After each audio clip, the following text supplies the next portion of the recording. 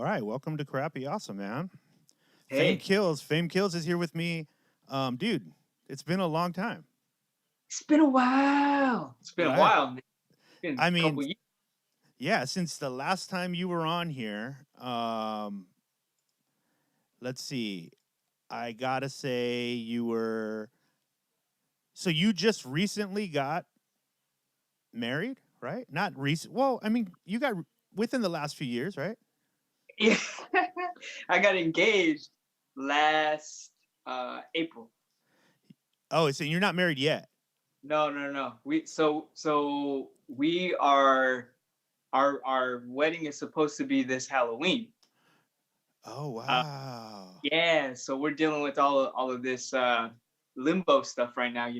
Yeah. Um, we're still planning it, but if we need to push it, then we will.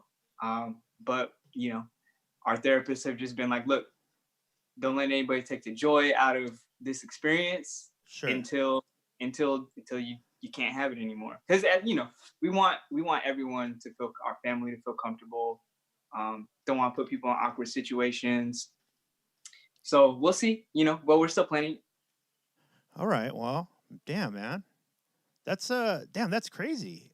So so was everything how far into the planning were you guys?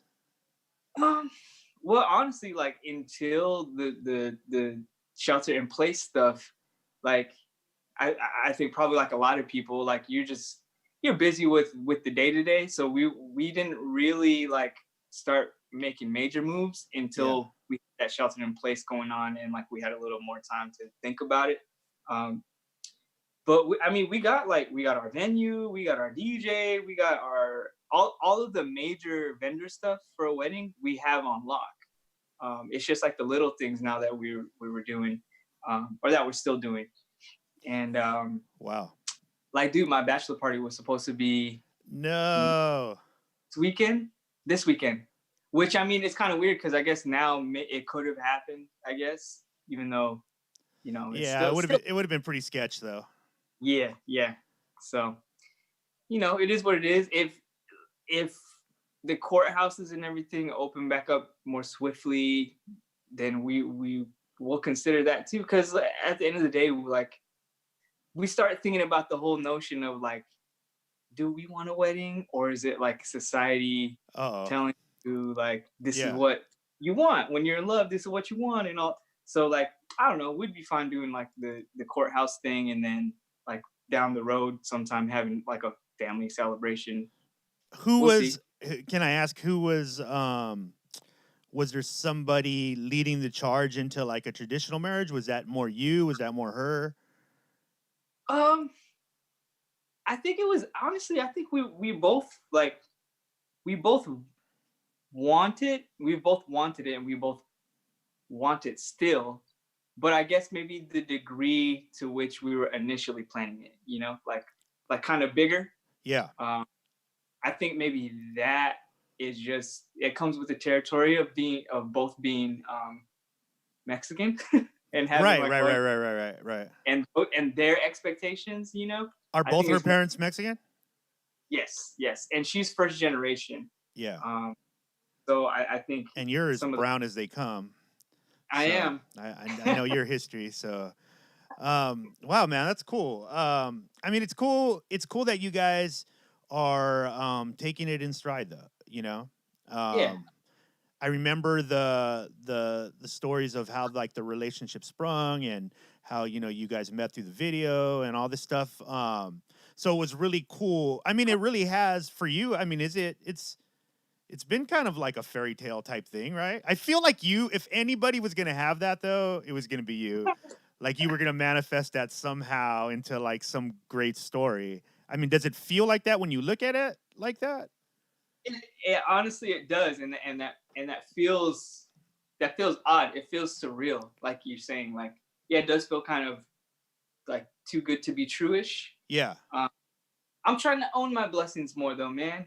Like, I think, and we've talked about like mental health a lot over the interviews that we've done, Mm-hmm. and I've just always, I've been I still am a catastrophizer. Yeah. You know what I mean? Yeah. Yeah. So, like, things are going really good, that's when I'm on high alert. Like, oh, like this can't be so good for so long. Like something's bound to go bad. And a lot of times in the past, I would like self-destruct whatever it was that I thought was going well. You know what I mean? But now I'm just like, I'm gonna receive this as it is, and like this is just how my life is supposed to be right now. I'm not gonna question it. Oh You man, know? well, I'm gonna tell you this, man. And I know we've talked to you about this a little bit before on the show. Um, and by the way, this is you're the first guest back after 2 years. I'm honored, So man. yeah, man. Rightfully so, though, man. We've had some amazing episodes that people still talk about because of your honesty, man. Thank you so much for always being really honest with us and being willing to take it to that level of honesty. I think that says a lot about you. But I think we've talked about this before, where we're like, yeah, for crappy awesome for me has always been um, these therapy sessions that I've been able to like have with people who think so many different things. Just a vast variety of intellectual concepts thrown at me, but it's always been what I needed, right? And Mm-hmm. so you just said something right now that we need to dig into, because I remember where I remember each interview, and almost every interview there was a you were like in a different headspace, right? Uh-huh. There'd be times you'd come on and you were like, yo, I'm out here, I'm killing it right now, I'm about to get this. And then there'd be on like, yo, I'm ready to quit. Like I don't know where I'm at right now, like, I'm feeling depressed, blah blah blah. um and now you're talking about really like receiving your blessings, and it's something that I've been really working on. I too am one of those people who will take it to the worst case scenario. Noah and I have talked about, our mutual friend Noah James, we've talked about this. It's one of the things that plagues kind of a lot of people like us, creatives who happen to have a depressive streak, or the what it is just super over analytical, and while being super aware of like your surroundings to a fault, right? I'm Mm-hmm. not trying to pat us on the back and be like, oh, we're aware of everything. I wish I wasn't. You know what I mean? Like I wish I wasn't paying attention to that stuff most of the time. But one of the things that makes us so good at that is being a creative, because you can paint a picture that looks HD in your head. Like you could take it Yeah. all the way to the end result and it looks exactly how it would look. And that's something I've been trying to stop, because I want to be in the moment. I feel so blessed right now. I try to get up every morning. I give blessings. I try to receive the blessings, but it sounds like you've been doing some real work in that area. Like, can you talk a little bit about that? Yeah. But first, I wanna say that HD analogy is spot on, because I'm thinking like, yo, if I'm looking at like an HD TV and Yeah. it's just an amazing picture, and you see this tiny, tiny pixel, one tiny pixel that's messed up. Yeah. It's What just it is, flickering it just a little bit too. No one else can notice it, but you're yeah, like, fuck. And then yeah, you yeah, go to bed thinking about it. You yeah. wake up thinking about it, and and then you make a picture on how that pixel will ruin everything. And there's nothing you can do about it. That was beautiful. That was a beautiful analogy. Um, but yeah, man. I mean, I think even like through the times that the interviews we've done, I was doing therapy, but I feel like I just hit a stride in therapy like over the last maybe 2 years, um, where like the work is starting to pay off. You know what I mean? Right. And so I kind of attribute it to that, like just staying the course with therapy, going consistently. Granted, it's been a little more difficult with the shutdown. You Yeah. know, like I'm not very good at keeping my appointments or even making my appointments. But prior to this, um, yeah, it's just like so. I before I was working, no, a lot has happened in a couple of years. So you knew I was adjuncting, right? I was teaching Yes. at two colleges part time, but Right. it was kind of full time between the two. I just finished my first year of full-time instruction, so I got Oh a gig wow. as a full-time this year, and so with that, I got health benefits, which was lovely. Woo, So that's but always lovely. right, it's always like it's a privilege that I don't take for granted, and I'm taking advantage of. You Right. know, Yeah. somehow I'm grateful that when I didn't have health insurance, I was able to have like Medi-Cal, and like I found a therapist that I was very like I did a lot of great work with her, and Uh-huh. then that time had to end, and then I found another great one, and so I've been doing that, like Like right away, you found another great one? uh Like, did you have to go through a few? it was probably no, it Fuck. was a See, couple I've had to like go through a few. see I man I and that and I get that and I get Yeah. that and I get why people like just give up on the whole idea because they're like nah, no, like my Mhm. first one was me, but the last one and the one now are great. And so I do my own therapy, and then Leslie and we do like premarital counseling. Yeah. So that's been dope too. Like looking at like what like who am. It's funny because we've had these conversations of like when I you go know, but through a this big. is new though now. This is It's the like new reverse, version. right? It's the new version. Like yeah, before I was thinking like, okay, what does it mean to be? Who am I outside of this relationship? And then I learned that through a lot of experiences, Right. and, and then falling back in love, like, and then taking it to this next level where okay, I want to be committed to this person for the rest of my mortal life. Like Whew. what did that mean? Like what is my role as a husband? What is my what's my role going to be as a potential father in the future? Like things that I never like I thought about, but they were like way ahead, and now they're here. So now I want to like wrestle with them. You know what I mean? And Yeah. I want to be prepared. That's the thing. I think that's the thing that therapy mostly it's like a tool, right?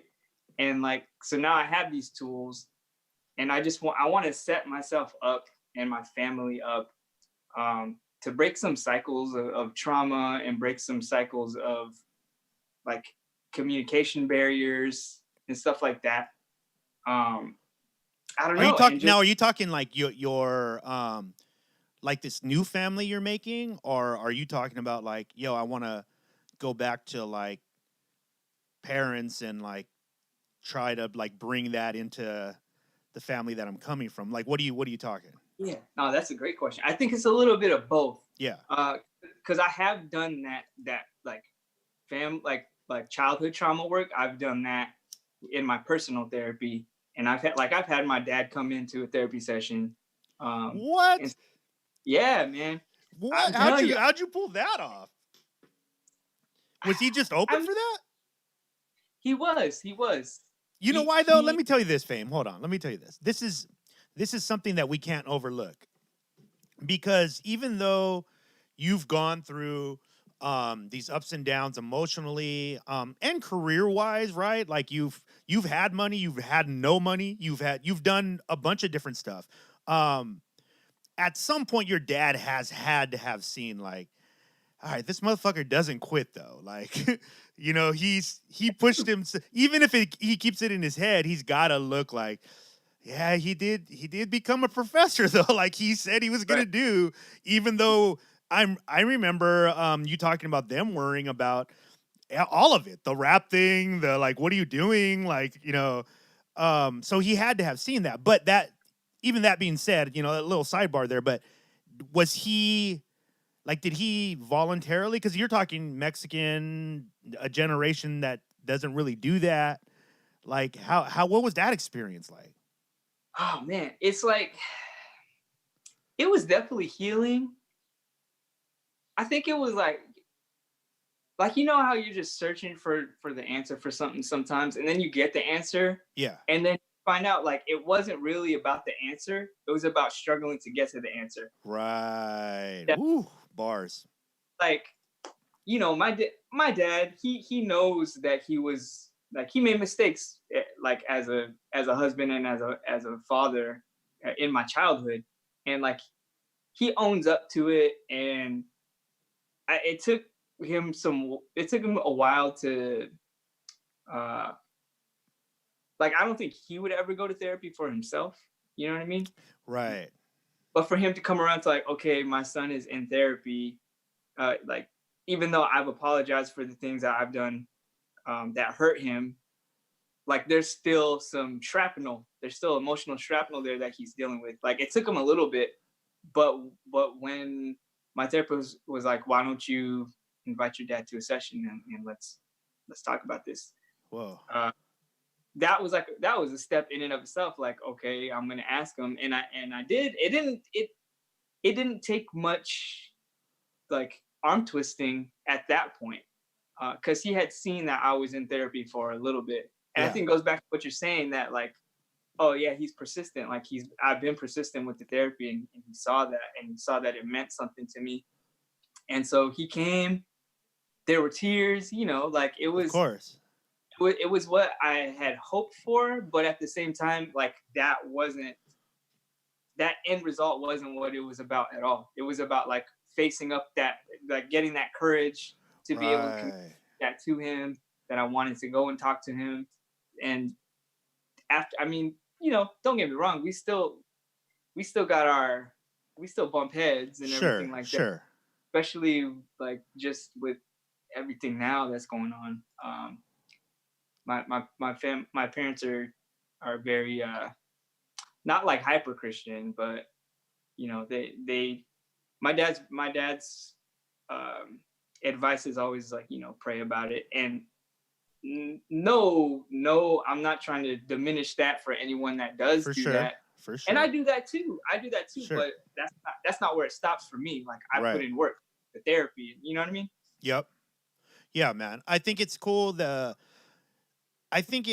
feel like there is something to be said about like we're within range of the same ages, and like I Yeah. feel like there's something to be said about like that our generation, because I've been experiencing this with my mom, right? Like I was raised by my mom, and my like dealing with my own mental health has begun to like bleed into her life, obviously, right? Because there's, I changed, right? Like I've changed. And at first, my mom's, Mexican traditional. So there's uh I mean therapy and basically just talking to anybody else about Mm, your mhm. internal thoughts and stuff wasn't just like a how would you say, it wasn't just like this was a new thing for her and she was nervous. There was also like a almost like a jealousy part of like why do you need to talk to somebody else, you know what I mean, Oh, like, like damn. why does that got to go, was there something that I did? And you know the answer to that, right? Like the answer to that for me has always been yes and no, right? But the yes is by no means something that I blame anybody for, right? Like there's Right. just circumstances. Like fuck, how could you blame these past generations? I mean, they don't even have the tools we had, right? So Yes. I've really gotten to a point, at least for like that, where I've kind of like forgiven given that. I thought I had like a kind of a chip on my shoulder for a while of like fuck. Like this situation could have been better. You know that idea of like it could Hmm. have been better. I could have had these more different opportunities, or if this started sooner, or blah blah blah. Yep. And now where I'm at with it, over, and this is like me battling. I mean, honestly, you're the first one, even hearing this to the full extent, but like those 2 years off of Crappy Awesome, a lot of that had to do with just me getting my head straight again. Like I was not in a place to be producing at that level. There was times during those 2 years off where I was just holding on. So the idea of having like these kind of conversations again started to become like very like a source of anxiety for me, because I'm like, truth always comes out in those things. Like, oh, I don't like the truth right now. You know what I mean? Uh, And working through those things now where I'm at, it's been cool to see the effect that it's had on just those people around you. You know, like, you know, we've talked about this. It's we we know that most everybody knows, talking to somebody about your problems who's a good listener and doesn't judge. How could you argue that? How could you argue that being a good thing, right? Right. Um, and then also, if you take it just a step farther, and the research that at least I've done, and I know you have too, like, your brain is on all day, every day. It doesn't turn off. You have to turn it off. You have to do that. You just like you go to the gym, you have to lift the weight. You can't just look at your muscle every day and go, "Come on, like, fuck, I'm using you, but you're not getting." You got to put the work in. Mm-hmm.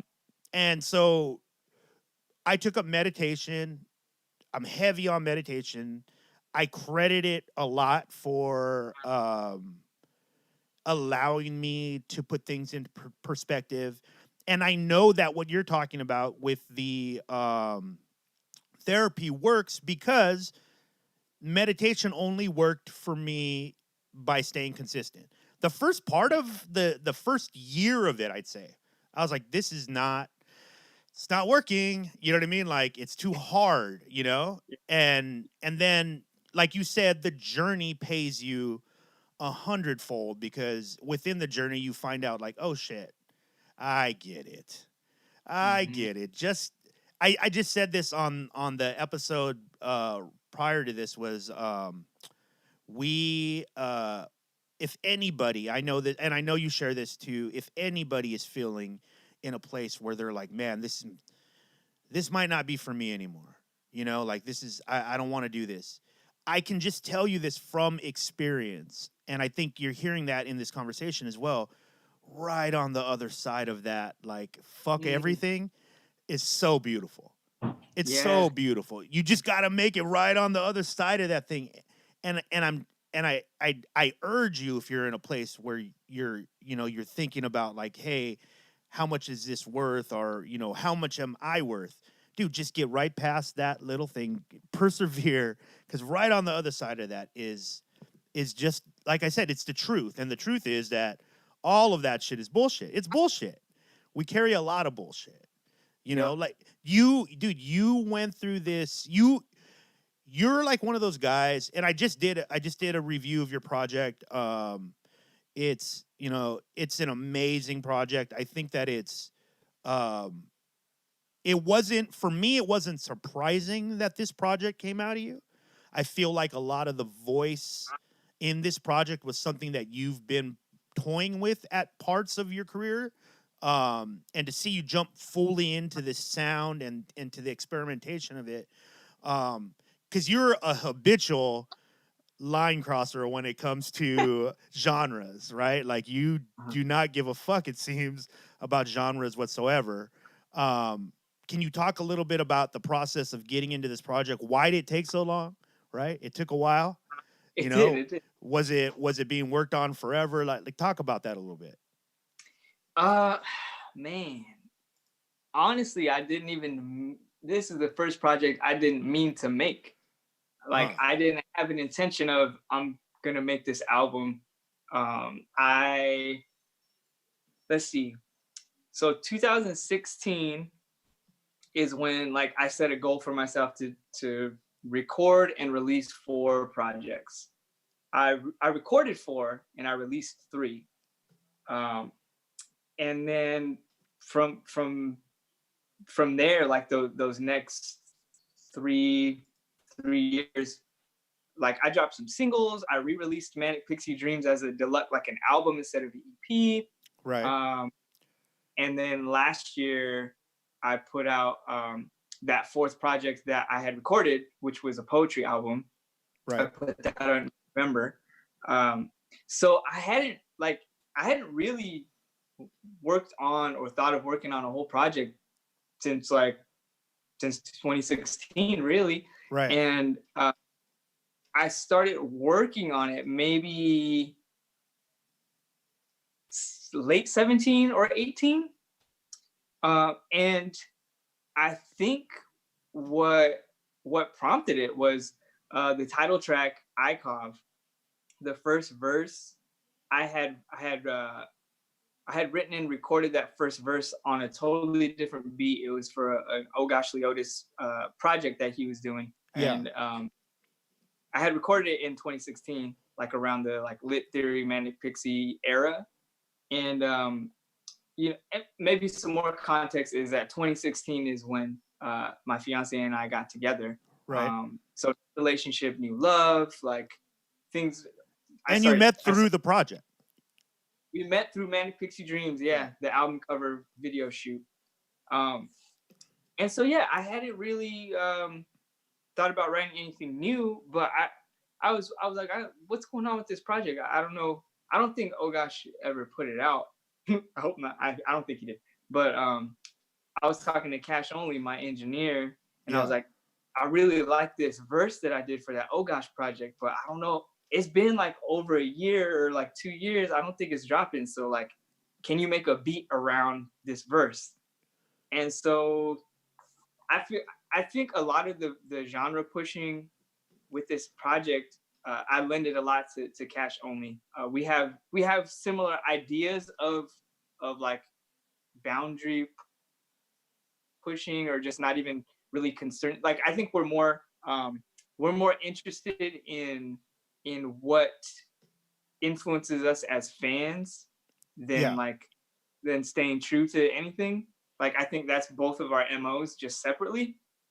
So when that came together, like it was very fluid. It made sense. I think we also share some like similar influences, um, like with like emo music Right. and like 80s music. I mean, the places you're pulling from, even, the production wise, sampling wise, I mean, just all of it's obvious if you, and please do go back and check out the other episodes of when Faimkills was on Crappy Awesome, because there's some amazing stuff on there. But you, it's obvious to me that you were pulling from places of genres that you actually really listen to, like you're versed in it. You know what I mean? Like there's every, like, you can feel like the indie vibes and garage, and like there's so much different stuff in there, and like the emo stuff, right? Like you've always had propensity to write in a manner of somebody who's contemplating heavy shit, Yeah. right? Like that's it's been kind of the fame, that's who Faimkills the character is anyways, right? Man, you got me really like I needed to hear that because I think part of like my struggles as an artist and like you know some days being like, man, fuck this, I'm just done, Yeah. is that I never really I at any given time I can't really like put myself in a box, and I know that like our generation is very about like don't put me in a box, but sometimes for me personally I need to be able to put myself in some like so that Right. it makes sense to me. But what you said, like, yeah, like I make thinking person music, Right. like contemplative person, and like you, this is the I'm having a breakthrough right now. Awesome. Like that makes we're, total we're sense to back me, at and it that's we're the kind back at it we're back at it, man. And that's the music that I've been attracted to as a fan. Like you Yeah. know, like in like going back to like the mid 2000s, like being a huge Slug fan from Atmosphere. Like if that's not thinking Yeah. man, thinking music, I don't know what is. Yeah. You know? Yeah, it's interesting because I mean, obviously, like, one of the reasons I've always like related to a lot of stuff you talk about, because it's like I definitely share similar journeys in a lot of ways. There's things like I only recently, I think, have come to a place of where, like, I'm like, yeah, I really do this. Like, this is who I am. This is what I've chosen. This is what I am. Like, it's not gonna stop. I've given up the talks of like, this is gonna be my last, or this is gonna be. I just don't even. I'm probably gonna be doing this forever, right? I make shit. I need to make shit. If I don't make shit, I'm super super Yes. sad, Yes. and life isn't good. So as long as so I've given I knew one of the hurdles I had to get over was just accepting the role. Was like, yo, this Mm, is what you do. This is who you are. And I was going to ask you this, like, you have always been one of those people, early on, maybe less so because you were part of, I mean, remember the Common Ground community really growing and you being there, through all of that. And then as things do, scenes change, people kind of graduate from the scene. Has it helped or hurt you that, like, social, like, say like the hip hop world, right? That that still embraces you and still, I mean, it still claims you, you know, like the people, they still claim you, but has it been easier or harder not being like socially interacting with you? You know what I mean? Like, you're not at every hip hop concert. You're not, in fact, that's, you know, you're not really into socializing in that manner. You're not a smoker in public. I don't know. Do you still smoke? I've come back. I've come Okay. back to the But realm. you've never been like, you know, a guy who's, I'm just gonna go out to go smoke. Like, Yeah. that's never been you. So has that helped? Because I'm the reverse, right? Because of the manner of how we handle business at Platform Collection and the type of business, Mm-hmm. we're we're the opposite. We're like, we're trying to be everywhere just to, for me, it's just from a journalistic standpoint, I need to feel what's happening all the time. But it, I can say it taxes you, you know, Yeah. because you start to have so many opinions to compare against. Where I, now that I've been able to create in a bubble right now, Mm-hmm. I can't see myself going back because I'm like, I don't. Yeah, it's not like the scene is gone. It's not like they're not still ingesting the stuff that you're doing, but you don't have to be there all the time, you know? And I think early on in everybody's career, there's that feeling of like, I don't want to miss out. People need to see me. And you know, you realize, like, as I realized, that it just doesn't really matter after a certain point. It's coming down to what you can create and what you can push out. Like, how has that whole thing affected you? Uh, I think before the shelter in place, I think shelter in place is a huge thing that has made that the shift that you're talking about, that it kind of doesn't matter anymore. Yeah. Or that I feel like it fucked with me a lot. Mm, Um, going, I mean, there's like there's a lot of there's like the age thing. There's the idea that, like, I'm not like, I don't want to say this to offend anybody. Like, I'm sure. not just a rapper. Like, that's not my lane. I'm Right. an educator and a rapper. And with that becomes other responsibilities, like, lesson planning and grading, Right. The um, education part. and the education part. And Right. so what that means is, like, even if I wanted to, like you said, it's taxing. I can't be out at every event. You know what I mean? Yeah. And so I've always been introverted to begin with. And so I had the energy to do that when I was younger and be at everything. And I wanted to be at everything, like you said, because Yeah. it was fun and you feel it. I felt what it meant to be part of the IE scene. Like, that energy, I felt it. I understood it. I lived it. Yeah. And after a certain point, it got too taxing, It got, and then there's the politics of it. And then, Right. like, I'm just very, like, I'm I'm I'm I don't want to define myself by the the terms or the rules, like, because it's true. Like, if you're not out, then you're not. If you're not there, you didn't happen. If that makes sense. Like, Right. you're not. You're almost not relevant. And to me, that's just way too political. And, like, I don't want to play by those rules. Like, because, like you said, I'm the same way. I'm gonna always make music. That's just what I'm gonna do. Or if it's not music, like, we're just creative people, like you said. Like, I'm sad if I'm not creating, and what I create is with words. right? So if that changes, I'm not saying that's not gonna change in the future. Maybe I'll learn how to be a fucking carpenter or something, and that's how I'll create. I don't know. But for as long as I've known, words is the craft that I love, and Right. I'll continue doing it whether I'm able to go and show that to people at a show, or whether I'm just making it and putting it on the social, on the streaming platforms. Yeah. And so, like, I think as far as me staying committed to calling myself an artist in the way that people accept that, it was hard. It was hard, like, making that shift. I think it really fucked with my head. Like, I started to believe based on those guidelines, like, oh, I'm not going out to shows, I'm not supporting other artists. Right, right, right. I'm not doing Therefore, the artist stuff that you yeah, think therefore that I you're don't supposed to do. Yeah. exactly. Therefore, I don't belong. Therefore, my art's not worthy to be looked at. Yeah. And then we haven't even talked about social media and how that Right. Right. layers it.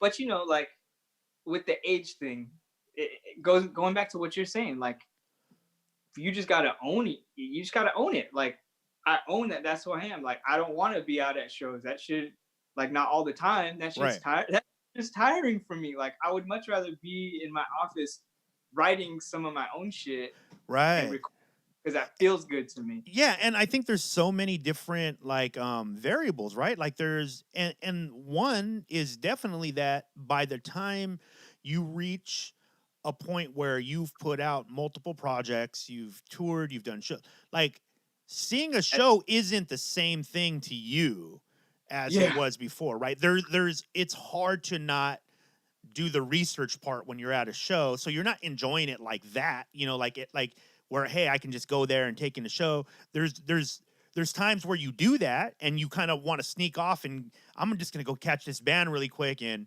then be out. Like I love doing that, but I'm a person who's like, if I can sit in the balcony, that'd be awesome. You know what I mean? Like if I could sit in the just watch, just take in the music, that's cool. But I think that also like you start to figure out that one, the politics are fake, right? Like they're not based on anything of merit for the most part, right? yeah, And that's not saying that people aren't getting their just due. There are people who are definitely getting their just due. Friends of ours that are like they deserve that shit. But then yeah, there's a flip side of that, and they deal with it too, like where it is kind of like out of sight, out of mind. Um, and we kind of, and to me, that always had bothered me because I was like, we're kind of forgetting why we're doing all of this. Like music is to be taken in anywhere, and like you can take that in.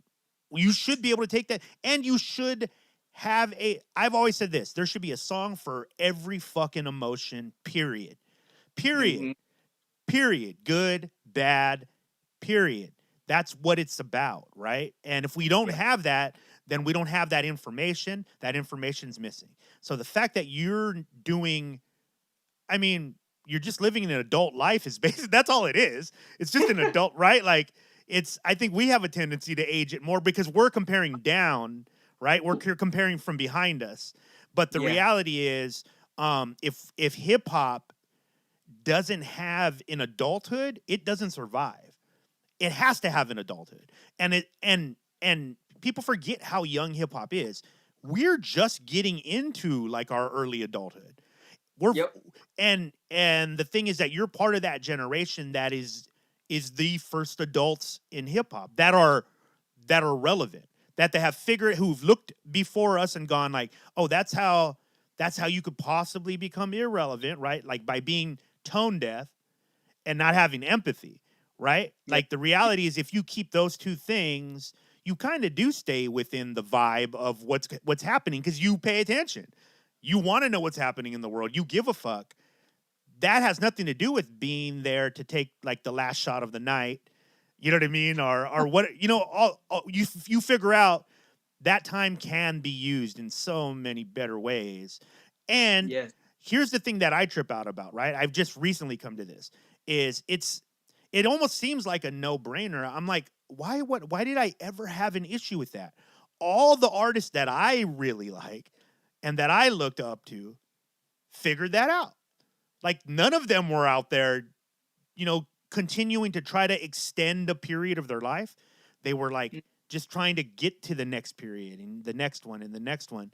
Like they weren't trying to just like make it last forever. You know what I mean? Like that was a big deal. And I don't know why I always had an issue with that. And now I see it clearly, Yeah. Yeah. Damn, man. That Yeah. Yeah, man. how how do you feel about the old head term? I just don't care anymore. I don't because this is the interesting thing. I was just talking to somebody about this was like 5 years ago, I'd use it to refer to people that were older than me. You know what I mean? So I know that it doesn't mean shit, right? Because Right. um it's interesting, dude. Like, I definitely want to get your thoughts on like the this what's happening in this pandemic and what you see coming up, but I think it ties into that a little bit in that things have really gotten shaken up. Things were shaking up. I can tell you this, being part of like the festival circuit now, like, organizing and being able to look behind the curtain, and seeing how things run, I definitely got a different perspective on and a new refreshed perspective on like the business side and how that affects the art and like what it really means, and does it mean anything when you're popular, like what are all these things have, what do they have to do with each other. But I think things have started to shake up in a way that I don't, and I have to credit the generation that's coming up right now. I have to credit this generation because even though the old head term is thrown around, from my experience, and what I've seen is like most of the old head conversation is being had by old heads. Um, I don't see a lot of the young kids, and I deal with them a lot now, in Yeah. different ways. And so I don't see a lot of them having that conversation, and most of them who at least whose art I dig, right? I have a palette, I have a certain taste. The ones that I dig seem to see the connection, the direct connection from our generation to their generation and the generation prior, and what, so that's encouraging to me. I think that I Yeah. see because people, I am definitely not uh um a youth basher. You know what I mean? I don't. I get it. I understand what they're going through. I was pretty much low functioning dummy when I was in my 20s. I didn't fucking know what the fuck I was doing. Um but at the same time, like, man, I I realized how heavy it is for the younger generation. It's heavy, man. Like, Yeah. because most of them are being born with at least a foundation of knowledge called the fucking internet, right? And they have all the knowledge from the moment they're able to access that. And so I think them realizing and coming to terms with the reality of what the world really is a much shorter time than it took us. It took us a Mm, while. You had to like get a job, go out there in the world, see what's going on. Blah. Hopefully you go to college. Oh, maybe I'll get a job. Blah blah blah. From the jump, they're like, nope. Here's all the stats. Here's literally what's probably going to happen to you. You can try to fight through it, but hey, there's no jobs. There's not this. It's not going to be there for you. You're not going to retire. Blah. So they know that from the beginning. So when I hear the art that comes out, and people are like, man, it sounds confusing and blah blah blah, yeah, they're confused. It's a confusing fucking time, man. Like, we yeah. and we're not gonna help them for sure. I know that didn't help me because honestly, dude, there was a point where when through my journey in hip hop where I was like, man, fuck the old heads. Like, they don't let me headline or they don't let me do this. And now that I realize, like, man, dude, most of the time people don't even have time to notice what you're doing specifically. So if you're making good art and you have some people that take in your art, um, at a certain point, at least for me, think about all your favorite musicians. Like I I don't listen to like their age. I'm listening to like this perspective, and sometimes a perspective of an older person who thinks younger is a dope perspective that I didn't have, and that he's adding it to the bucket. You know what I mean? And so Yep. I think that hip hop is smartening up in a way that we're like, oh shit, wait a minute, we can't. It's like throwing away your seasoned quarterback. Like, what the fuck? Like, he's the one who, like, we need that person around, and at the least to be asking questions. You know what I mean? So, and I feel like a lot of other genres have gone through the same thing, and they eventually get to a point Yeah. where they interact. So the old head thing to me is like I said, I think the encouraging thing is I don't hear it from the young cats. I hear it a lot from the older cats though. Old heads don't like becoming old heads. I mean, I don't think there's anything wrong with that. That's truthful. Like, no one likes Yeah. to age, but And I think I just heard your project, bro. There's nothing old about that shit. It's in the future, so you're doing something right, right? You're obviously staying plugged in somehow. yeah, I like you. I'm with you, man. I like every every Thursday night or Friday, even now, I go on. I use Spotify. Shame on me, man. I do too. I just checked my stats. I I go through all the new releases and like I listen to. I'll at least give it like a minute shot. Like a lot of Sure. shit. A lot of the new kids. Like just because like I'm legit a fan of the sounds that are coming out, and like it's weird. I feel like we came from a time where we were looking up to older cats. Like I know you're saying like, yeah, you didn't really think about their age or anything, but I knew they're freaking older than me for sure. Yeah. That's Bow Wow was such a huge thing when he came out because I was like, this motherfucker's like my age. What the fuck? What is going on now? Right. But then you look like Mob Deep, and they were young cats spitting like they were fucking 34 years old or something. Yeah. They were like 18 years old, 17 years old. Yeah. So yeah, like the I want to embrace the term old head. Mhm. I want to flip it to something like what you're saying, like the seasoned quarterback thing. Like I don't want to rub my experience in younger people's faces or anything, Nah. but I want them to know that if they have any questions, like they could talk to me, or like I just want to leave a discography and a legacy of who I am as an artist to inspire like one, because I think there is a point when you're younger and you realize like, oh shit, I'm getting older. Like you do age, I do age. Like Mhm. I'm not gonna live forever, and then you Yeah. start to look for like models of how you can navigate that life, and that'd Yeah. be cool to be something that people look at, you know? Yeah, and I think that it's this is one of the things that I really like about being in the generation that we're from, is because I do feel like, I mean, innovation has always been our generation's thing. We were into that, right? Yeah. And that's been adopted and taken to new levels and stuff, but we've always been into like well, let's try that. Like, oh, let's try that. We kind of did that, and we're credited for that. And I think that the best thing we can do for the generation coming under us, it's like this, dude. This literally just downloaded into me right now. We built a ladder to get to this part of the cliff, right? So we Mm. built this ladder, right? And there's a generation coming up, and they're going to use that ladder. But at some point, we're both going to be at a point in the cliff where neither one of us have built a ladder to the next thing, right? And but we have built a ladder.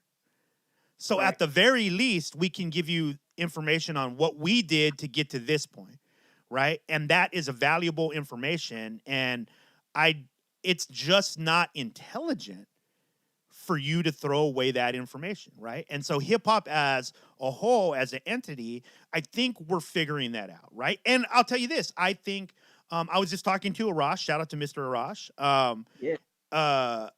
We were talking about like the at this point now that we're okay looking at the influence like Crappy Awesome had on like our scene and being a podcast that before people were like, I remember booking people and people going, What? someone's gonna listen to this for an hour? Like, what the fuck? Like, what is that? And we left radio to do that. And so we were like, now I can look back at it and go like, oh, this is super dope. Like I can see that person might not even know. And this is I think the biggest step for me is that I don't care if that person doesn't know where that came from necessarily. Yeah. I have seen, for me, my experience is that history sorts that out for you. Like it just does. Like, right, Yeah. we knew that Tesla, right, probably is credited more for the electricity stuff we have in the world than Benjamin Franklin, right? We know that there's stuff that now, right? Because there's enough information. At some point, there will be, and we have this thing like the internet that is able to catalog all these things for us. So the fact that I know that I'm just on the right side of history, at least I feel like I'm on the right side of history. I was trying to push something. I was trying to add to the bucket. I'm okay with that. Like that's good enough for me. And then taking in new stuff, I'm a fan. I want to always be a fan. If I can't find things that I like that people create new, I'm going to get bored. That's the way I am. I like new shit. I like innovative shit. So for me, if a trap song comes out and it has a kid talking about going to the club and having sex and doing whatever, I should one, acknowledge, boom, does that shit happen? Yeah, he's not talking about like some shit that doesn't happen. I used to do that shit. Now, does that apply to my life right now? No, it probably shouldn't. You know what I mean? Like I should probably be doing other stuff. So when I hear people that I would consider kids or young adolescents rapping, I'm not listening to relate. That's not what I'm doing. Like I'm listening to go like, oh, that's what's happening. Oh, wow, that's happened. Wow, that's weird. That's happening. Okay, cool. But I'm not going, I need to relate to this because that would be weird. Right? And so Yeah. I think that if you're planning to be in this industry and just make music, if you're just planning to make, I think art, our responsibility is to document our feelings the whole path, not just in the times when you can drink the most. You know what I mean? Like, what about the kids who, once they're done with that, where are they going to look to see, like, fuck, how can I do that? Now they can look and go like, oh, look, Faimkills. Oh, that's how you, like, gracefully go into the next phase. And that's, I think I've been really, like, studying and living with that word graceful, right? Like, what does that look like for an artist, you know? Because I think there's artists that I really look up to that have done that. In fact, all the ones I look up to have done that. And so, again, I think part of the old head thing is us just reckoning with the fact that you're getting older. But logically, you should see the value in and understand that the system is set up right now to not feed us more value. It's set up to take away the value. So of course there's going to be like, oh, I don't want to be an old head, but I can tell you, yo, be an old head. Please be an old head. Make it to old head. Like that's fucking dope as fuck. And by the time you get here, it's going to be on and popping anyways, because there'll be a new, it won't be a thing after a while. I can tell you this though, dude. I'm on record on this podcast by saying this years ago, and I still stand by it. It will go away. It's not going to be something forever. There will be people who start their career at 50 in hip hop. That's going to fucking happen because we need, once the perspectives are filled in, we need new perspectives. And so, okay, what's the perspective of somebody who's starting at 50? Whoa, they have all this life behind them now and they're starting this. I want to know what that is. Let me hear that. It does. That's what I'm saying. It literally doesn't make sense for you to not want every one of these emotions. I want to know what the kids are talking about. I want to know what the young 20-year-olds, I want to know all of that shit. But how I apply it to my life is how I always have. I like what I like. And that's it. If I can relate to it, then I can relate to it. And that's it. And if I'm in the club and I'm just listening to the beat, then I'm just listening to the fucking beat. I think Yeah. if anything, our generation, if I had the biggest wish for our generation, it would be to stop the conversation that you and I had the very first time you were ever on the show about what is hip hop. What like I think we've gotten to a point at this thing like it is you, it's me, it's whatever. You cannot define it. And that's dope to me. That's the dopest thing. That you can be in an art form, you should embrace that. That you're in an art form that is undefinable. We're undefinable, dude. Like, Yeah. celebrate that shit. Don't be like, nah, man, it needs to be this thing. Why? That's not as dope. How it is, it's just not, you know? Yeah. Yep. Sorry, my rant, bro. I haven't No, talked to you in a while. I love it. No, I love it. And I totally agree with you. I love seeing, like, just one more thing on this old head thing. Yeah, sure. And to your point that like it's gonna go away. Yeah, I love seeing Griselda blow up. Ooh, that was a I big love one, right? That was a big one. It's important. That is so important, and I think I don't know. I can't speak for the whole. I feel like it's escaping a lot of people how important them blowing up in their late fucking 30s is. Yeah. And like, it's good. It's a benchmark. It is a benchmark. Jay-Z dropping 444. Like, that's a benchmark. And yeah, hopefully, I agree with you. We're only going to see more of that, I think. Yeah, because like Jay is at one point Jay stood as the example of the only way you could be an older rapper, right? Yeah. And now there's all these other examples, and people are starting to go like, well, yeah, I do want the example of the dude who didn't become Jay-Z. Like, what's that shit like? What does that sound like? Because I think what is doing it, and Griselda is a perfect example of this, is like we all, just the human experience, even aging is like going to a new classroom for most of us, right? We never really lose that experience of like, how am I supposed to act? What is, dude, we talked about this years ago when we were like becoming an adult. You're like, well, what do you do when it's cold? You know what I mean? Like, what about when it rains? Like, you had it, that always happened. That's never going to stop. And what you tend to do, and this is something that I'm grateful that I see like our generation stop. I think we're innovating in this way. This is why I'm saying it doesn't fucking matter. We're still innovating. We're going, and I think this was because our parents had it so hard.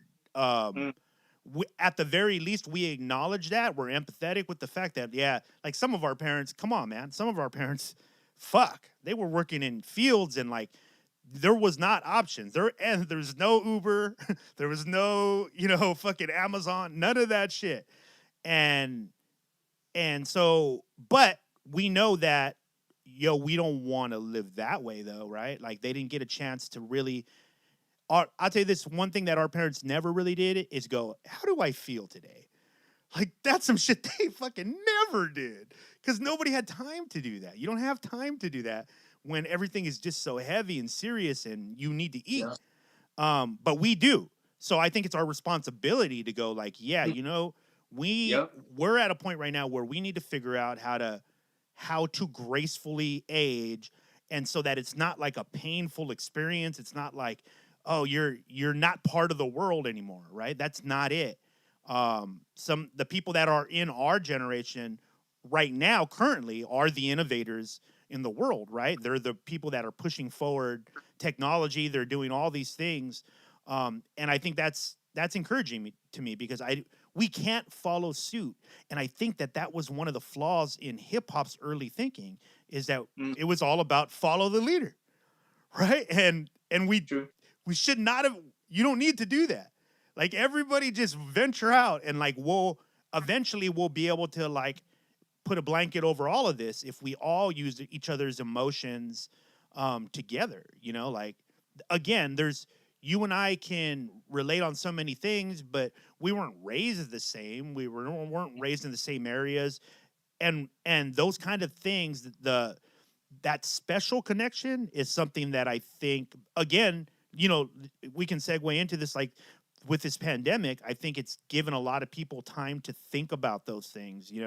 I was saying this the other day, like how many single dads are just dads in general, and Mm. not to say that women aren't out. That I'm just specifically talking about dads, like at home for the first time, and are realizing like, yo, it's better that I'm here. Like I should not be away for 8 hours a day, missing all this shit. Like, and then shout to Twitter. I don't know if you saw that Twitter did this. So Twitter sent an all staff bulletin informing their employees that they can work from home forever, from here on Oh, out, wow. forever, because the Dope. reality is that they did not dip.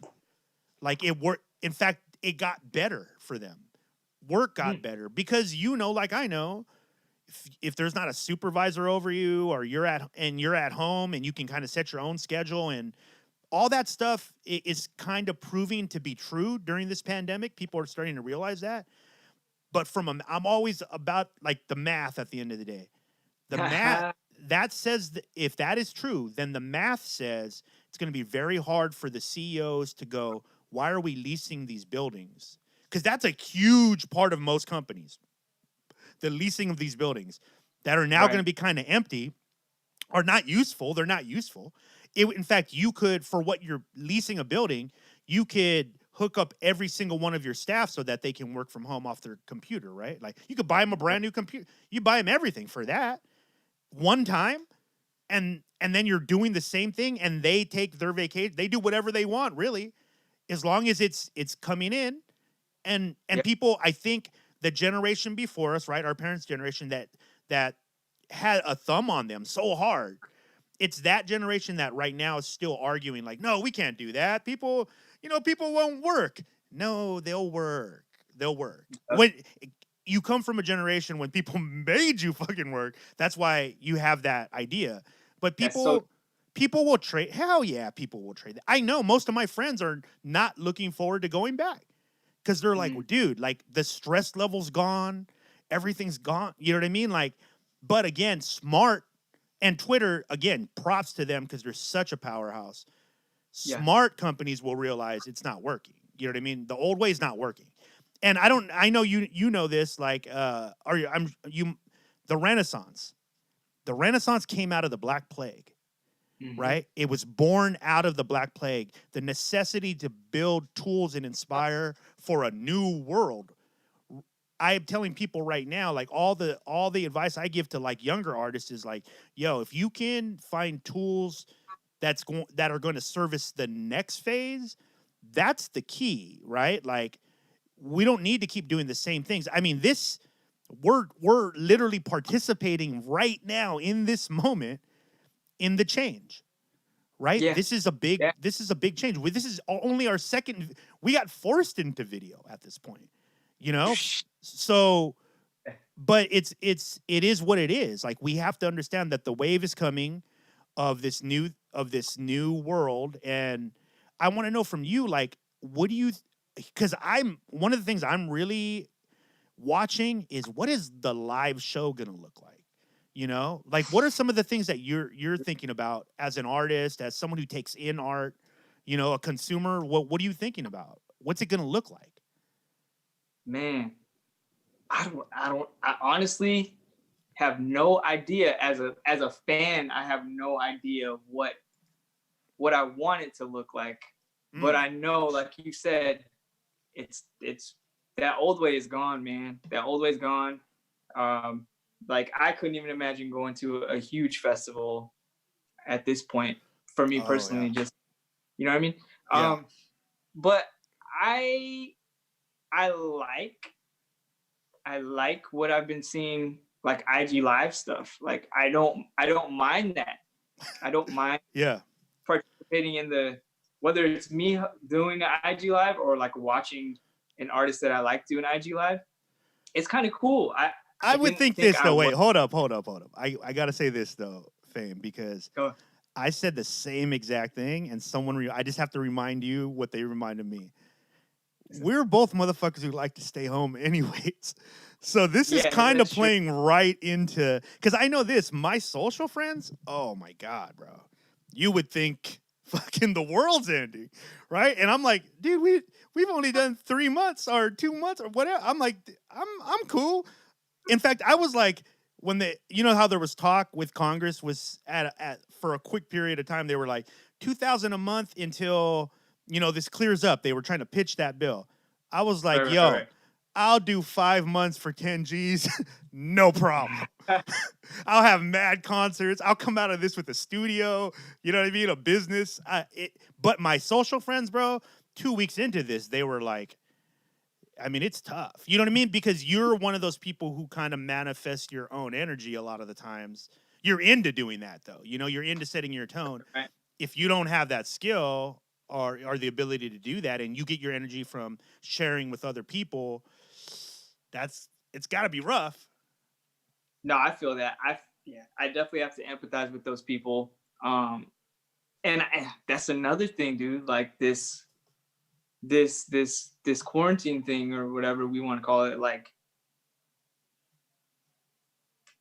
I don't want to do a sweeping generalization, but I feel like our generation, or maybe a couple years after, is the last generation that learned the skill of like self-reflection. I feel like it's probably really hard for, and I feel super bad for like all the kids that are graduating this year. Oh yeah, they're missing out on that, and that is a big deal. Yeah. But I just feel like like going back to your point, like I do enjoy being to myself a lot, because I have developed the skill of self-reflection, and there's definitely a difference between feeling alone and feeling lonely and just being alone. Yeah. I'm fine being alone. I don't feel lonely because I know how to self-reflect. Right. But I like there's a generation that's been glued to the technology that, like, they might think they're doing all right because they're used to not like socially interacting in a physical space. But I don't know. Maybe my self-reflection skills were born out of like those moments where you have to be social and physical. You know what I mean? Yeah. So yeah, I mean, people are definitely missing out on learning how to like empathize and take perspective. Right. Because yeah, like you're saying, like, okay, back when everything was open and I go to a festival or I go to Common Ground or something, like, yeah, I'm always soaking up game and like learning cool new shit from people just by having those conversations. Yeah. Like, it's not just about the live performance. It's about those little conversations you're having in between them and all of that. And that has definitely developed me as a person. So it's tough, man. Yeah, it's tough. Yeah, because I gotta think. There's gotta be this weird pocket of people that are. Yeah, because I'm thinking as you're saying it, I'm analyzing that. Yeah, you're right. Like, but I feel like maybe like the younger generation. Okay, just youth alone though, right? Youth alone, socializing is it's important. They need to do it. Yeah. There's so much experience, so I get that part. I get that. It just so happens that this generation coming up is so well versed in socializing online, and they don't really disconnect it too much. It's almost the same thing to them, right? Whereas in our generation, right, even though the internet is our generation, right? It's our generation that launched the internet, but because of that, we also launched the hater online, right? So we know. Like, we'll hate on socializing like online because, oh no, you need to be. I remember for a long time people were like, you need to think about this, dude, in this pandemic time. There was a time when people were like, no, man, you got to handshake. You got to be there in their face and shake their hand. That's the last thing people want to do now. So that shows you how flimsy of an idea and how social, that was just a socialized idea that was thrown in your head, just like a a tie, right? Like a collar shirt, whatever. All of it's just socialized things, and Yeah. some of them are acceptable, and some of them change and are no longer useful, right? And I think um, if we are going to embrace, because here's the thing, right? I think it's kind of split in two right now. There's like two schools of thought in that technology. For me, this is how I look at technology. Technology is part of our evolution.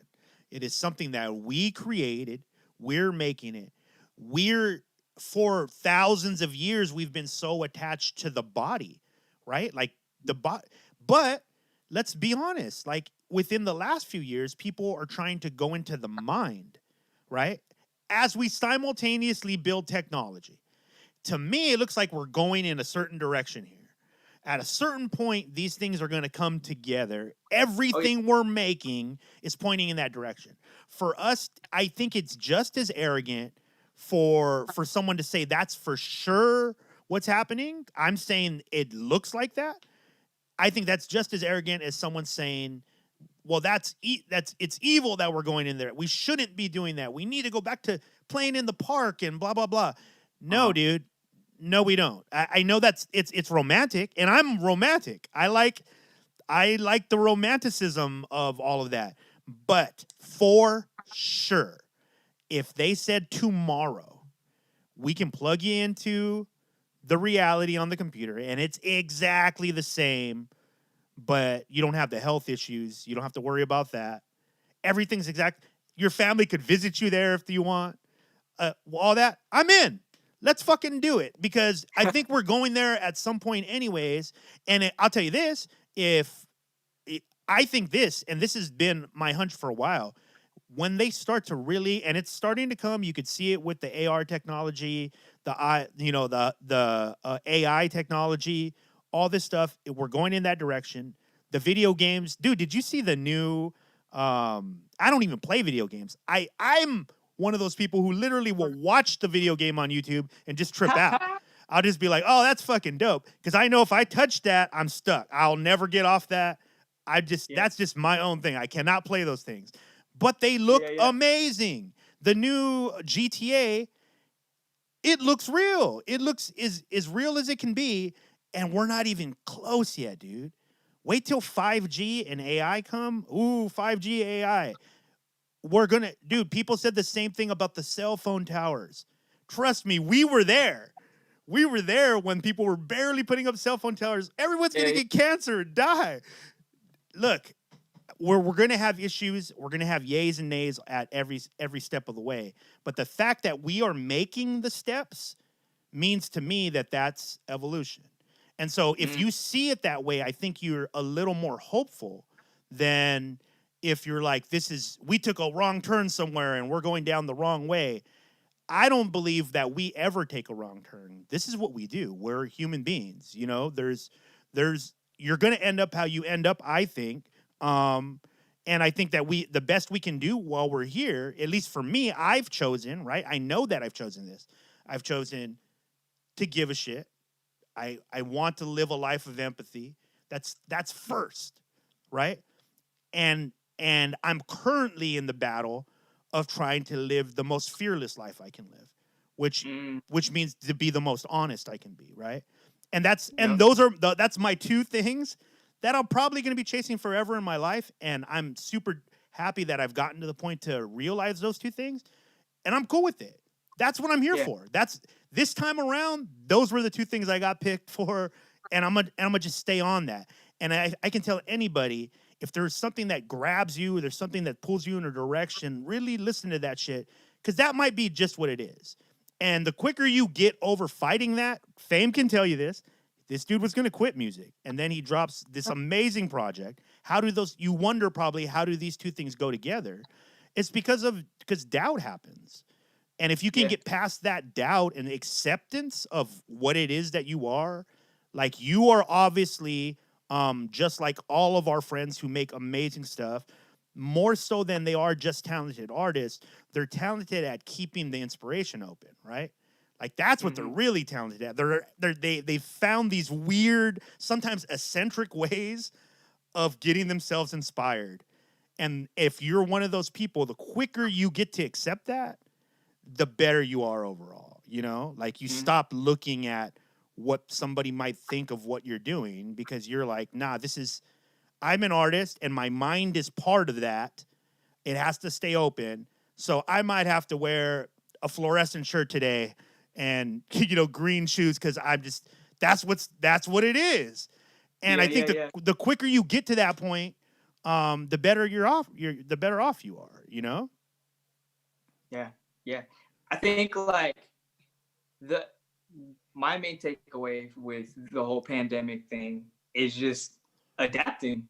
Yeah. We just got to adapt, man. We just got to adapt. Even going back to like what you're saying about people who are extroverts and very social, like we got to find a way to be social in this climate. Like, you like the live stuff though, right? Huh? You like the live stuff so far? What you're seeing on live? I do. Yeah. Like, I've been enjoying the verses. Yeah. I catch those when and yeah, I wouldn't mind. Like, honestly, some of those verses, like, aside from the technical difficulties, I know it's for the culture and that's dope and I love it. But if we're not gonna be able to go out to shows for a while in like the capacity that we would want to, like, I would pay for some of this content that's online. Me just too. Because, again, going back to the adapting thing, like, is it ideal? Is it what I want? Like, no, but this is what we got right now. It is what it is, right? And so I'm down to adapt to it. Even like when you were setting up for this, I was like, damn, this fool adapted. Like this, from this side, it looked all complicated, like how you got to set everything up, all the screens, all of that, and all that. But I mean, what are you gonna do? You're just gonna say, well, I can't do anything, so I'm just gonna wait until we can do it the way that I'm used to and comfortable with. Nah, like, because I agree with you. Like, I don't think, some people might get in these like weird moral spaces where, like, you see, this is what happens to humanity. This is why we're here, because we took a wrong turn. Like, all right, but okay, let's make a change then. Like, adapt. It's about adapting. It's about growing, like you said. Yeah. So, yeah, I mean, I feel like it's cool. In fact, me and Eddie were talking about this. Like, I feel super blessed about this, bro. Like, to be alive during this is an amazing time in human history. This is amazing. In fact, I think in like the next 10 minutes, we're going to launch. SpaceX is launching within, I think at 1:30 or something like that. And dude, shout to them. Talk about balls, right? Fucking A. They're leaving the planet.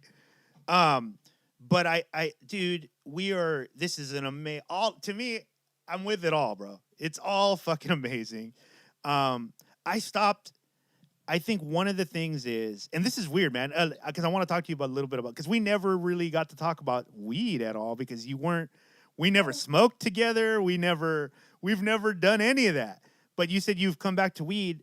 Dude, I'm going to tell you this. Talking about age and experience, right? Yeah. I am definitely in a place now where weed for me is not it's cool as for like one-on-one conversations. I love that.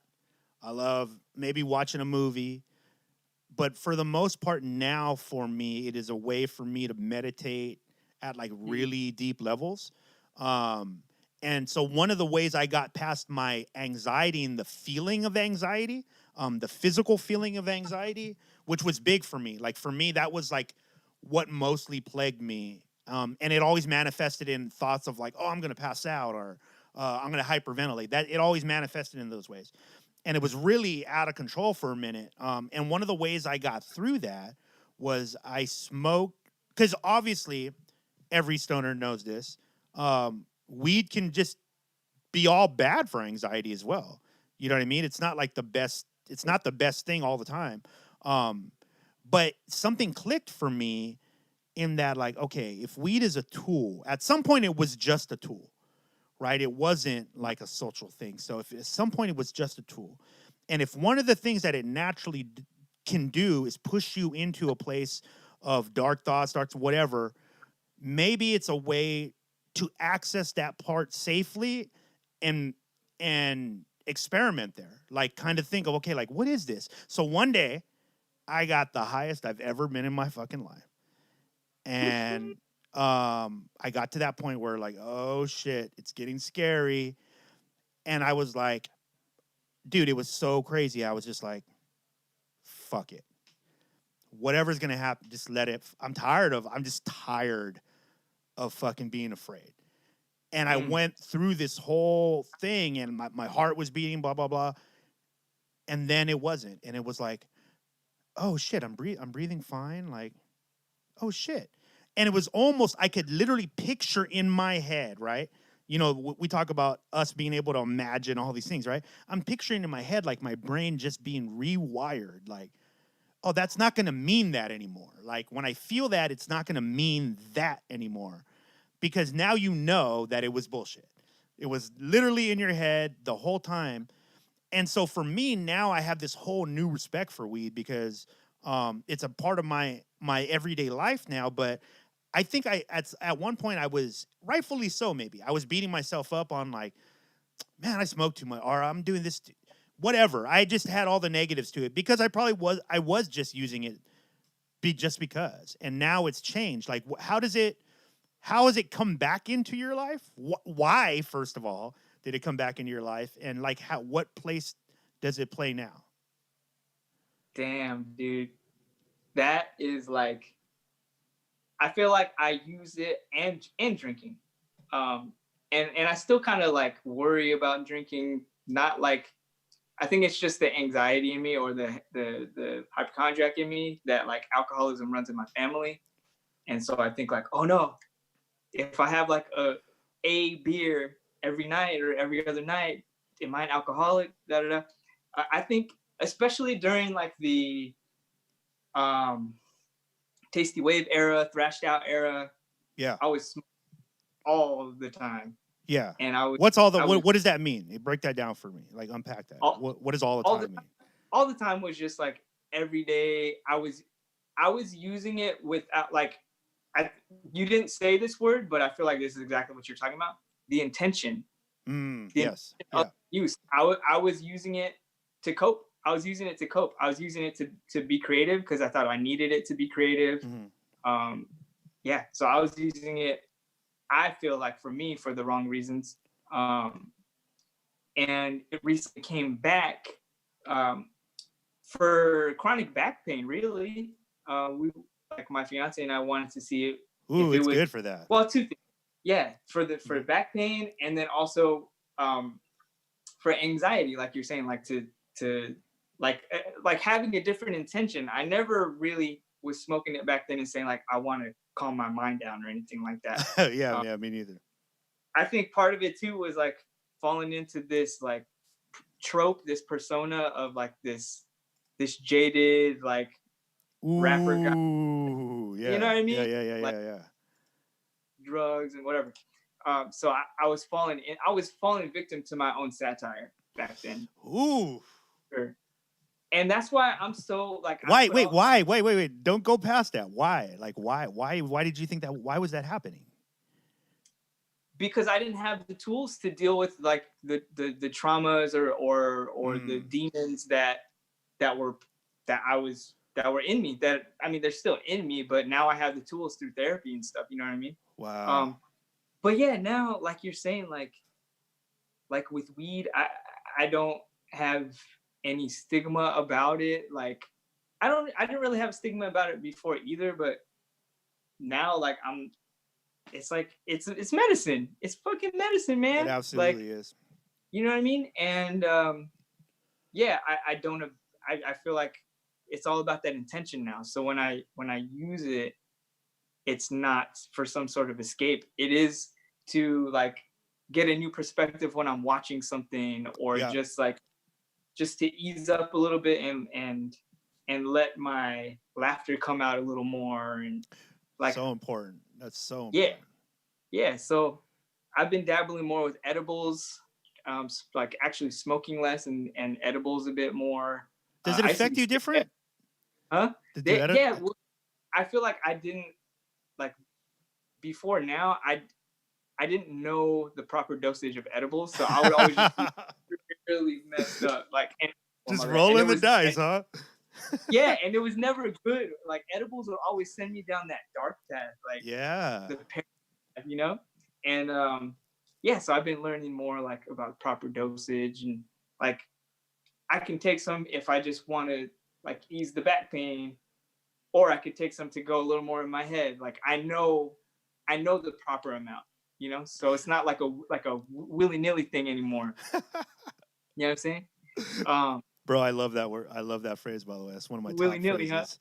Yeah. Yeah. Oh, not even like going back to your meditation, Yeah. yoga.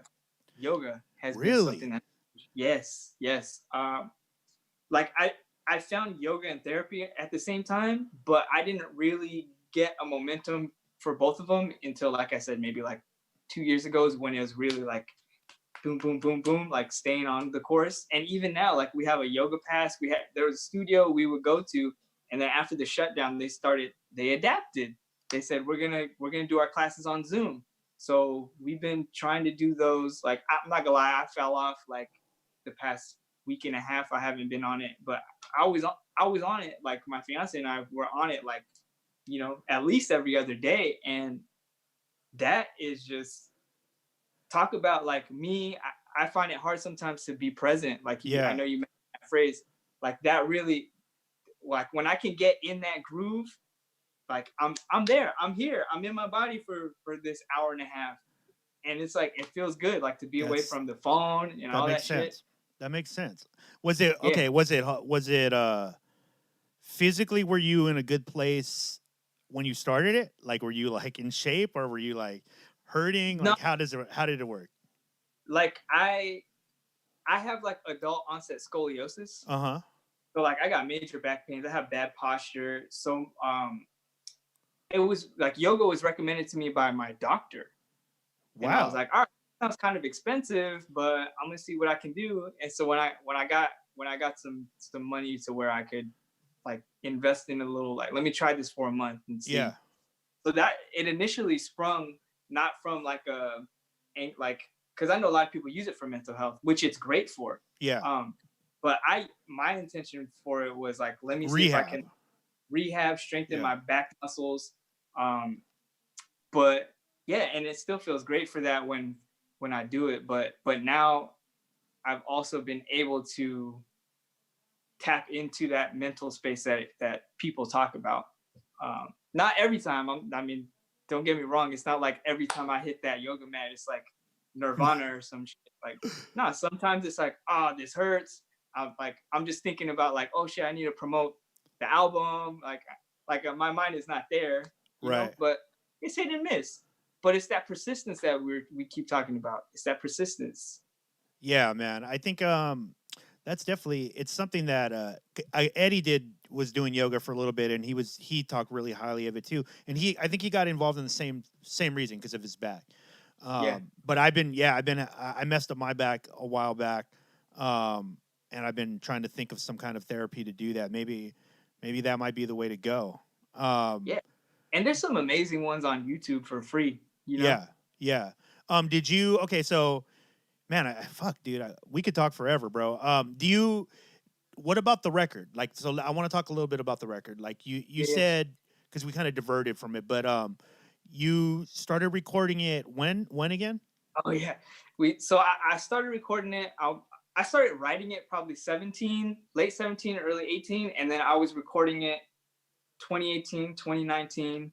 It's been done for let's see. It was probably done last July. Oh, okay. It was just a matter of getting the files. Like my engineer was going through like personal stuff, and so I understandably like client stuff was not necessarily like at the top of Yeah, their priority. Like take care of yourself. So that was it was just waiting on like one track for a long time. Um, and but like I said, like writing these songs, like they came together so uh so I don't even want to say naturally or magically. Like I don't know, it was just like kismet, man. Like they just all made sense together as the project was progressing. Like I wouldn't even call it a project until maybe this time last year is when it's like, oh shit, I got a project right here that I think another thing that took a while was like, okay, I had these 7 tracks, and then I was trying to decide, am I gonna make this like a quote unquote full length album, like 10 tracks or not? Yeah. Um, and it just didn't work out. Like those last 3 tracks, I wrote them and I recorded demos, but they it didn't feel right. And so I was like, you know what? I got these 7 songs. This is an album. I'm calling it an album. Fuck EP. Fuck like all of those labels. That, like Yeah. Drake's put playlist and people calling albums mixtapes and mixtapes albums. I'm like, I'm just gonna call this album because it feels like a complete body of work that I want to be taken in with that kind of mindset. That it's like, I don't know. I feel like EPs, I don't know. I don't know how I feel about EPs anymore. Like I'm just gonna make whatever and think about the packaging later for the most part. Like Yeah. I'm in Yeah. I'm in a place where I'm just like, I'm gonna create. I might I might start giving myself prompts and ask myself like this like central question, and then write some songs and see which ones are really answering that question. And That's then from dope. there decide, is this an EP? Is this an album? Does it really matter? It's a body of work that I want you to take in as a whole. Right. Right. Yeah. I don't know if. Yeah. I don't think it does matter anymore. Honestly. I mean, I I don't mean, it want it. matters I for don't want it if to. all the numbers and all Right. like. If you're worried about that, it probably does matter. But I don't want to concern myself with that. Like Yeah. Yeah. Yeah, that's just man. me. I think it's man, it's definitely one of those projects that I just love the use again, like the reference points of sound and like feeling. I just feel like it's a well, you tell me, do you feel out of the last, say, this project and the last two, right? Mm-hmm. Including the poetry was one of those, right? Yeah. Okay, so include, which one do you feel is like the most you? Like where are they getting not just like a piece of you, like the best look of this is where Faimkills is now. Oh, of course I'm gonna say Icov, this Yeah. new album, for Yeah. sure, 100%. Um, I feel like I feel like I've been listening to my back catalog recently because I'm trying to figure out where I want to go next, Yeah. and I can finally see like this was this fame era, this was this fame era, this was this fame era. So you had like the Tasty Waves thrashed out fame. That's definitely not me anymore. Right. And then I feel like Lit Theory and Manic Pixie Dreams, those were me getting to Icov. They were like stepping stones to getting to where what Icov is. Yeah, I could see that. I could see that. That makes sense. Yeah. And then, but see, that's the thing. Like, I love this project. Don't get me wrong. I love this project. I just, in all honesty, don't know if there'll be another project like this come out, just because, like from a production standpoint, I don't know if Yeah. they'll be working with those same people or not. Because this kind of came together. Like there was a lot of like serendipity in this, right? Just the fact that it kind of That's the word, tied man. together. Serendipity. Yep. Yeah. Yeah. Yep. Okay. And so, like I love it, and I'm sure, like going back to that A word, like I will adapt and I will find things from ICOV that I can incorporate. But at the same time, like I love rap, man. I love rapping. I love rapping. So I've been trying to get in my bag with like just straightforward rapping again. Oh wow. So yeah, man. I don't know, but Wait. So you're talking like you're currently creating stuff in your. I remember before you'd almost take like some time off. Are you you're just pushing forward?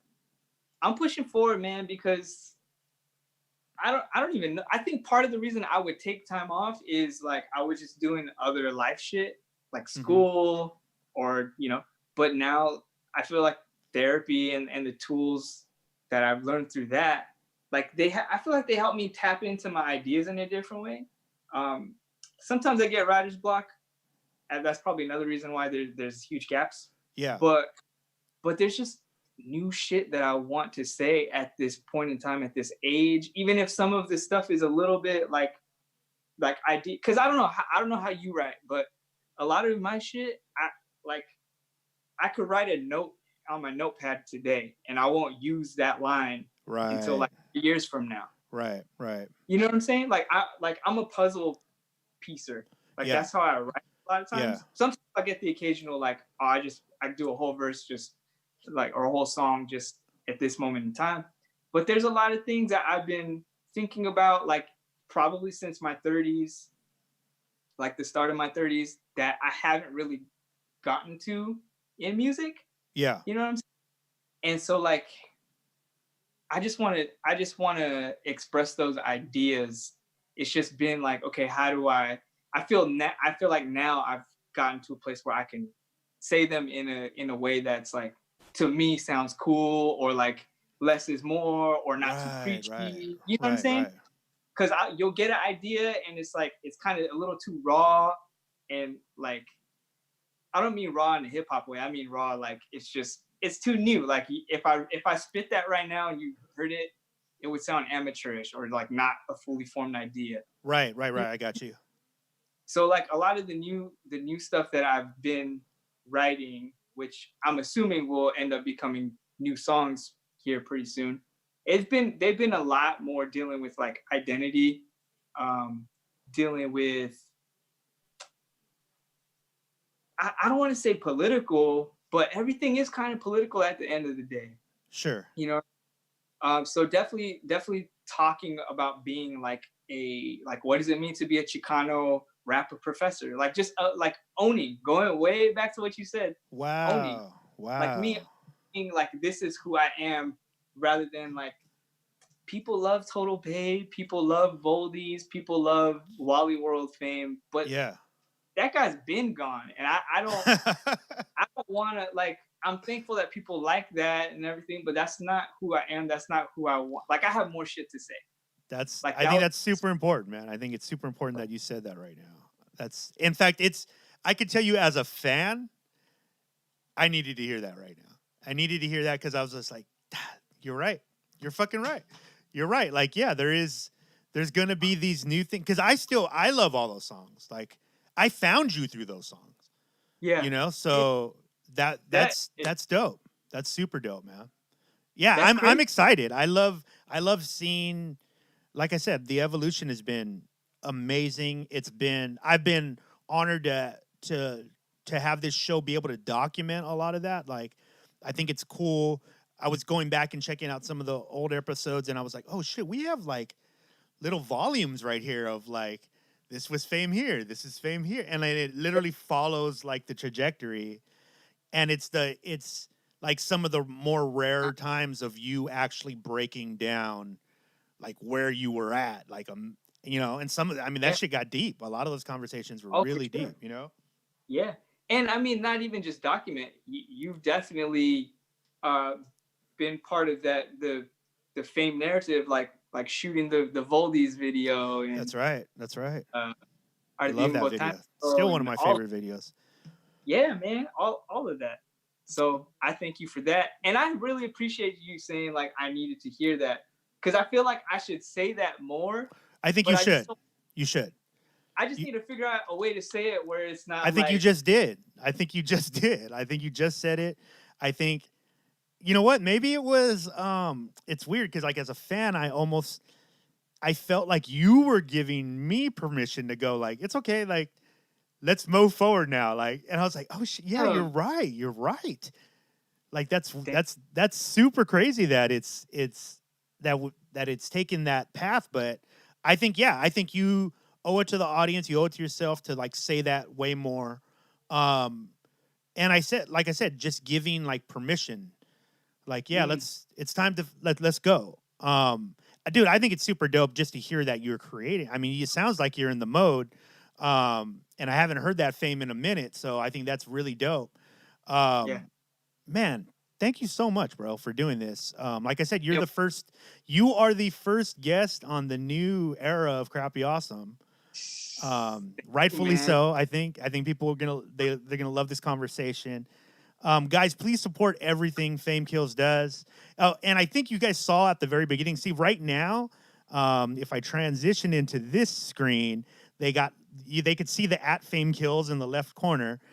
At the beginning, I think it said OG Hip Hop Eddie. He's not OG Hip Hop Eddie. I promise you, it's not him.